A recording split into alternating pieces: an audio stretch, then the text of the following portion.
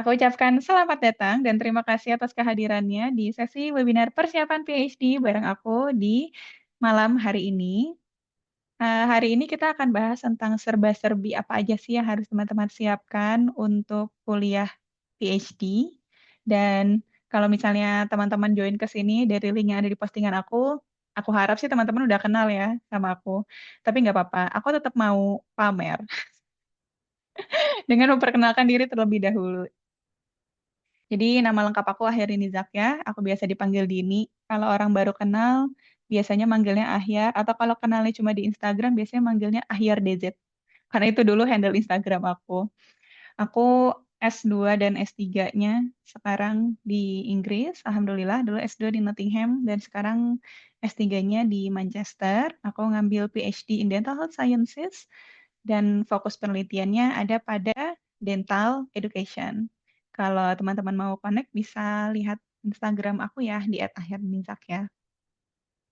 Dulu sebelum ke Inggris, aku adalah dokter gigi, tapi aku jarang praktek. Dan aku dosen, tapi aku tidak mengajar mahasiswa. Bingung nggak? Tapi di sela-sela kegiatan itu, aku juga bikin konten di Instagram tentang persiapan kuliah ke luar negeri. Sebelum kita masuk ke materi, aku mau nanya dulu nih ke teman-teman. Kira-kira kenapa teman-teman ikut webinar ini pada hari ini? Apa sih ekspektasinya? Boleh teman-teman share di kolom komentar ya, kira-kira apa sih yang ingin diketahui dari materi webinar pada hari ini? Oke, apa ekspektasinya? Terus kayak kenapa join webinar ini? Pengen tahu dulu nih. Biar kita ekspektasinya sama ya. Karena kan katanya kalau ekspektasinya berlebihan, nanti kita jadi kecewa gitu. Kalau ekspektasinya kurang, kita nggak semangat. Jadi harus pas gitu ya teman-teman. Oke, jadi di sini ada yang udah share. Terima kasih teman-teman.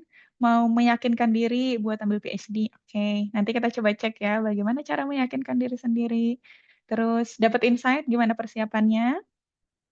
Mau tahu pertanyaan-pertanyaan saat interview.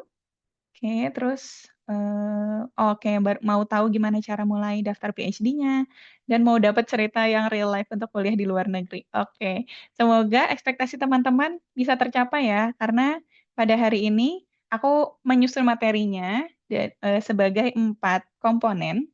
Pas banget ya, semoga dengan ekspektasinya teman-teman yang tadi. Jadi yang pertama ini ada tentang pengenalan, apa sih itu program PhD, apa bedanya sama kuliah S2 ya, apa bedanya sama kuliah S1. Terus habis itu aku mau cerita juga pengalaman PhD aku di Inggris tuh gimana.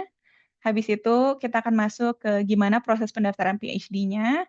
Dan yang terakhir kita akan mencoba bersiap sebelum mendaftar untuk PhD. Mulai dari sini ya. Kita akan mulai dengan kenalan dulu nih. Kenapa harus kenal sama program PhD itu apa? Karena katanya kalau tak kenal maka tak sayang. Nah, kalau menurut aku sih kalau tak kenal ya kenalan gitu. Siapa tahu jodoh, ya kan? Jodoh di program PhD. Kita kenalan yuk. Jadi program PhD itu apa sih? Kayak kayak keren gitu ya, kayak hebat, kayak susah, kayak sulit tercapai. Apa sih PhD itu? Sebenarnya kalau di Indonesia kita nyebutnya program S3 atau program doktoral ya.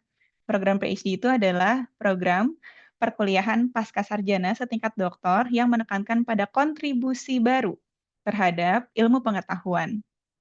Jadi kalau misalnya teman-teman lihat di gambaran ini, kayaknya gambaran ini cukup viral beberapa waktu yang lalu.